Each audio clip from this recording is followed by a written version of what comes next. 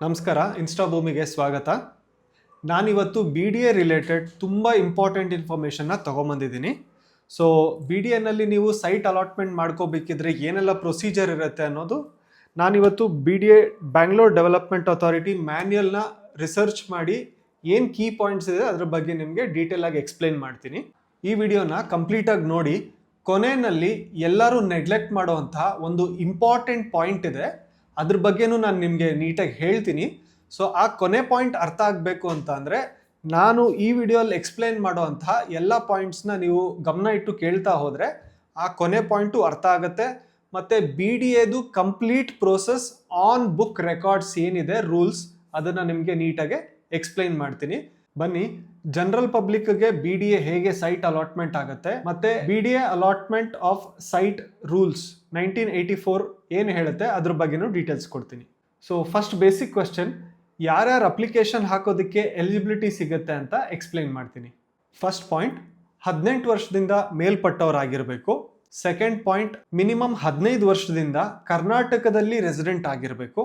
Third point, ಯಾರು apply ಮಾಡ್ತಿದ್ದಾರೆ ಮತ್ತು ಅವರ ಫ್ಯಾಮಿಲಿ ಮೆಂಬರ್ಸ್ಗೆ ಈ ಹಿಂದೆ ಯಾವುದೇ ಹೌಸಿಂಗ್ ಸೊಸೈಟಿ ಅಂತ ಅಂದರೆ ಬಿ ಡಿ ಎ ಆಗಿರ್ಬೋದು ಅಥವಾ ಕೆ ಎಚ್ ಬಿ ಆಗಿರ್ಬೋದು ಅಥವಾ ಯಾವುದೇ ಸೊಸೈಟಿಗಳಿಂದ ಸೈಟ್ ಅಥವಾ ಮನೆ ಅಲಾಟ್ಮೆಂಟ್ ಆಗಿರಬಾರ್ದು. ಈ 3 ಬೇಸಿಕ್ ಕ್ರೈಟೀರಿಯಾ ಮ್ಯಾಚ್ ಆದರೆ ಬಿ ಡಿ ಎ ಸೈಟ್ ಅಲಾಟ್ಮೆಂಟ್ಗೆ ಕಾಲ್ ಫಾರ್ ಮಾಡಿದಾಗ ನೀವು ರಿಜಿಸ್ಟರ್ ಮಾಡ್ಕೊಳ್ಬೋದು. Next point, B D A ಯಾವ ರೀತಿ ಅಲಾಟ್ಮೆಂಟ್ನ ಕ್ಯಾಟಗರೈಸ್ ಮಾಡುತ್ತೆ, ಯಾವ ಕ್ಯಾಟಗರಿಗೆ ಎಷ್ಟು ಪರ್ಸೆಂಟೇಜ್ ಅಲಾಟ್ ಮಾಡುತ್ತೆ ಅಂತ ಹೇಳ್ತಾ ಹೋಗ್ತೀನಿ. ಫಸ್ಟ್, ಬ್ಯಾಕ್ವರ್ಡ್ ಕ್ಲಾಸ್ಗೆ 2% ರಿಸರ್ವ್ ಆಗಿದೆ, ಶೆಡ್ಯೂಲ್ ಟ್ರೈಬ್ಸ್ಗೆ 3% ರಿಸರ್ವ್ ಆಗಿದೆ, ಶೆಡ್ಯೂಲ್ ಕ್ಯಾಸ್ಟ್ಗೆ 13% ರಿಸರ್ವ್ ಆಗಿದೆ. Next, members of armed force and union, ex service members and the family of deceased service ಮೆನ್ಸ್ಗೆ 10% ರಿಸರ್ವ್ ಆಗಿದೆ. ಮತ್ತು ಸ್ಟೇಟ್ ಗೌರ್ಮೆಂಟ್ ಎಂಪ್ಲಾಯೀಸ್ಗೆ 10% ರಿಸರ್ವ್ ಆಗಿದೆ. Next, employees of central government ಮತ್ತು ಪಿ ಎಸ್ ಯು ಅವ್ರಿಗೆ 8% ರಿಸರ್ವ್ ಆಗಿದೆ. ಫಿಸಿಕಲಿ ಹ್ಯಾಂಡಿಕ್ಯಾಪ್ಸ್ಗೆ 2% ಇದೆ. ಈಗ ರೀಸೆಂಟ್ ಡೆವಲಪ್ಮೆಂಟ್ ಪ್ರಕಾರ ಗೌರ್ಮೆಂಟು ಪ್ರಪೋಸಲ್ ಕೊಟ್ಟಿರೋದೇನೆಂದರೆ 2%ಇಂದ 5%ಗೆ ಇನ್ಕ್ರೀಸ್ ಮಾಡಬೇಕಂತ ಇದೆ. ನಂತರ ಜನರಲ್ ಪಬ್ಲಿಕ್ಗೆ 50%ನ ರಿಸರ್ವ್ ಮಾಡಿದೆ. Next, person who have outstanding achievement in field of arts, science and sports ಇವರಿಗೆ 2%ನ ರಿಸರ್ವ್ ಮಾಡಿ. ಸೊ ಈ ರೀತಿ ಬಿ ಡಿ ಎ ಸೆಗ್ರಿಗೇಟ್ ಮಾಡಿದೆ. ಸೊ ಫರ್ದರ್ ಇದರಲ್ಲಿ ರೂಲ್ 4 ಏನು ಹೇಳುತ್ತೆ ಅಂತ ಅಂದರೆ, ಜನರಲ್ ಅಲಾಟ್ಮೆಂಟ್ಗೆ 50% ಏನು ರಿಸರ್ವ್ ಮಾಡಿರ್ತಾರೆ ಅದರಲ್ಲಿ ಎಕನಾಮಿಕಲಿ ವೀಕರ್ ಸೆಕ್ಷನ್ ಅಂದರೆ ಇ ಡಬ್ಲ್ಯೂ ಎಸ್ನವ್ರಿಗೆ 40% ಆಫ್ ಸೈಟ್ಸ್ನ ರಿಸರ್ವ್ ಮಾಡುತ್ತೆ. ಮತ್ತು ಇದರಲ್ಲಿ ಅವ್ರಿಗೆ ಸಿಗೋ ಅಂಥ ಅಲಾಟೆಡ್ ಸೈಟಿಗೆ 50% ಅಷ್ಟು ದುಡ್ಡನ್ನು ಮಾತ್ರ ಕಟ್ಟಿದ್ರೆ ಸಾಕು. ಹಾಗೆ ಮುಂದುವರೆದು ಇ ಡಬ್ಲ್ಯೂ ಎಸ್ನ ಕೆಳಗಡೆ ರೂಲ್ 4 ಸಬ್ ಕ್ಲಾಸ್ 2 ಏನು ಹೇಳುತ್ತೆ ಅಂತ ಅಂದರೆ, ರಿಸರ್ವ್ ಆಗಿರುವಂಥ 40% ಸೈಟ್ಸ್ನಲ್ಲಿ 15% ಎಸ್ ಸಿ ಅಂದರೆ ಶೆಡ್ಯೂಲ್ ಕ್ಯಾಸ್ಟ್ಗೆ ರಿಸರ್ವ್ ಆಗಿರುತ್ತೆ, 3% ಎಸ್ ಟಿ ಅಂದರೆ ಶೆಡ್ಯೂಲ್ ಟ್ರೈಬ್ಸ್ಗೆ ರಿಸರ್ವ್ ಆಗಿರುತ್ತೆ, ಮತ್ತು 2% ಬ್ಯಾಕ್ವರ್ಡ್ ಟ್ರೈಬ್ಸ್ಗೆ ರಿಸರ್ವ್ ಆಗಿರುತ್ತೆ, ಮತ್ತು ಉಳಿದಂತಹ 20% ಅದರ್ ಇ ಡಬ್ಲ್ಯೂ ಎಸ್ ಕ್ಯಾಟಗರಿಗೆ ರಿಸರ್ವ್ ಆಗಿರುತ್ತೆ. ಸೊ ಇಲ್ಲಿವರೆಗೂ ಬಿ ಡಿ ಎ ಯಾವ ರೀತಿ ಸೈಟ್ಸ್ನ ರಿಸರ್ವ್ ಮಾಡುತ್ತೆ ಅಂತ ಹೇಳಿ ತಿಳಿಸ್ಕೊಟ್ಟಿದ್ದೀನಿ.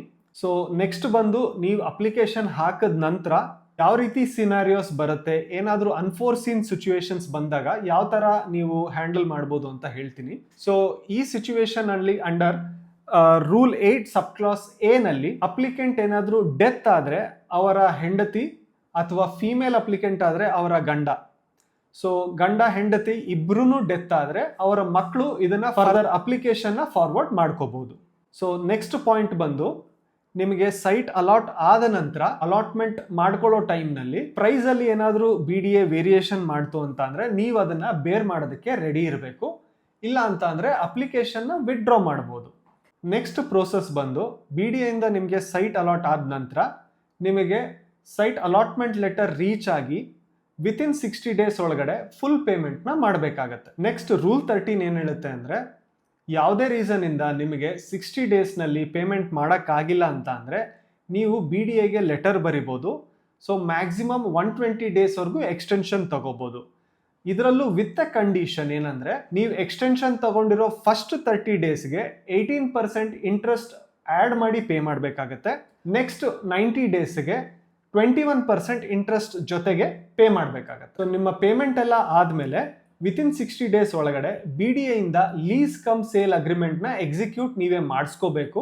ಇಫ್ ಇನ್ ಕೇಸ್ ನಿಮಗೆ 60 ಡೇಸ್ನಲ್ಲಿ ಮಾಡಿಸ್ಕೊಳಕ್ ಆಗಲಿಲ್ಲ ಅಂತ ಅಂದ ಪಕ್ಷದಲ್ಲಿ ಅಲಾಟ್ಮೆಂಟ್ ಡೈರೆಕ್ಟ್ ಆಗಿ ಕ್ಯಾನ್ಸಲ್ ಆಗುತ್ತೆ ಮತ್ತೆ ನೀವು ಕಟ್ಟಿರುವಂತ ದುಡ್ಡು ರೀಫಂಡ್ ಆಗುತ್ತೆ. ಮತ್ತೆ ಈ registered lease come sale agreement 10 ಇಯರ್ಸ್ಗೆ BDA ಮಾಡಿಕೊಡುತ್ತೆ. ಈ 10 ಇಯರ್ಸ್ನಲ್ಲಿ ನೀವು ಯಾರಿಗಾದ್ರೂ ಸೇಲ್ ಮಾಡಿದ್ದು ಕಂಡು ಬಂದ್ರೆ BDAಗೆ ಅಥವಾ ಥರ್ಡ್ ಪಾರ್ಟಿ ಕಂಪ್ಲೇಂಟ್ ಮಾಡಿದ್ರೆ ನಿಮ್ಮ ಅಲಾಟ್ಮೆಂಟ್ ಕ್ಯಾನ್ಸಲ್ ಆಗುತ್ತೆ ಮತ್ತೆ ಆ ಥರ್ಡ್ ಪಾರ್ಟಿಗೆ ಮಾಡಿರುವಂತಹ ಸೇಲ್ ಡೀಡ್ ಕೂಡ ಇನ್ವ್ಯಾಲಿಡ್ ಆಗುತ್ತೆ. ನೆಕ್ಸ್ಟ್ ರೂಲ್ 13 ಸಬ್ ಕ್ಲಾಸ್ 7 ಏನು ಹೇಳುತ್ತೆ ಅಂತ ಅಂದರೆ ನಿಮಗೆ ಅಲಾಟ್ ಆದ ದಿನದಿಂದ 5 ಇಯರ್ಸ್ ಒಳಗಡೆ ಪ್ಲಾನ್ ಅಪ್ರೂವಲ್ ತಗೊಂಡು ಕನ್ಸ್ಟ್ರಕ್ಟ್ ಮಾಡ್ಕೋಬೇಕು. ಈ ಸೈಟ್ನಲ್ಲಿ ಕಟ್ಟಿರೋ ಯಾವುದೇ ಟೆಂಪರವರಿ ಕನ್ಸ್ಟ್ರಕ್ಷನ್ ಅಥವಾ ಶೆಡ್ ವ್ಯಾಲಿಡ್ ಆಗಲ್ಲ.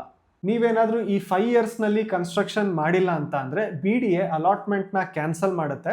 ನೀವು ಕಟ್ಟಿರೋಂಥ ದುಡ್ಡಿನಲ್ಲಿ 12.5%ನ ಡಿಡಕ್ಟ್ ಮಾಡಿ ರೀಫಂಡ್ ಮಾಡುತ್ತೆ. ಸೊ ಫೈನಲಿ ನಾನೀಗ ಹೇಳಿರೋವಂಥ ಕಂಡೀಷನ್ಸ್ ಎಲ್ಲ ಮೀಟ್ ಆಗಿ 10 ಇಯರ್ಸ್ ಆದ ನಂತರ BDAನವರು ಆಬ್ಸಲ್ಯೂಟ್ ಸೇಲ್ ಡೀಡ್ನ ಎಕ್ಸಿಕ್ಯೂಟ್ ಮಾಡಿಕೊಡ್ತಾರೆ. ಈ ವಿಡಿಯೋ ಸ್ಟಾರ್ಟಿಂಗ್ನಲ್ಲಿ ನಾನು ನಿಮಗೆ ಹೇಳಿದ್ದೆ ಒಂದು ಇಂಪಾರ್ಟೆಂಟ್ ಪಾಯಿಂಟ್ ಇದೆ ಅಂತ.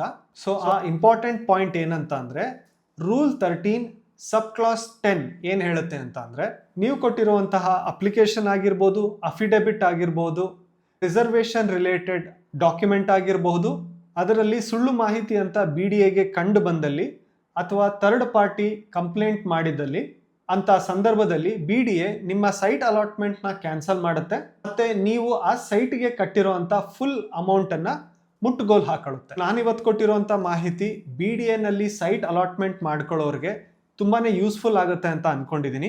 ಮುಂದಿನ ದಿನಗಳಲ್ಲಿ BDA ಅಲಾಟ್ಮೆಂಟ್ಗೆ ಕಾಲ್ ಫಾರ್ ಮಾಡಿದಾಗ ಅಪ್ಲೈ ಮಾಡೋರ್ಗೂ ಹೆಲ್ಪ್ ಆಗುತ್ತೆ.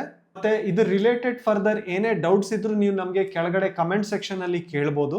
ಮತ್ತೆ ಈ ರೂಲ್ ಬುಕ್ಕಿನ ಸಾಫ್ಟ್ ಕಾಪಿ ನಿಮಗೆ ಬೇಕು ಅಂತ ಅಂದ್ರೆ ಕೆಳಗಡೆ ಕಮೆಂಟ್ ಸೆಕ್ಷನ್ ಅಲ್ಲಿ ರೂಲ್ ಬುಕ್ ಅಂತ ಹೇಳಿ ಕಮೆಂಟ್ ಮಾಡಿ, ನಾವು ನಿಮಗೆ ಸಾಫ್ಟ್ ಕಾಪಿನ ಶೇರ್ ಮಾಡ್ತೀರಿ. ಹಾಗೆ ನಮ್ಮ ಚಾನೆಲ್ನ ಸಬ್ಸ್ಕ್ರೈಬ್ ಮಾಡಿ ಮತ್ತೆ ಫಾಲೋ ಮಾಡಿ. Thank you.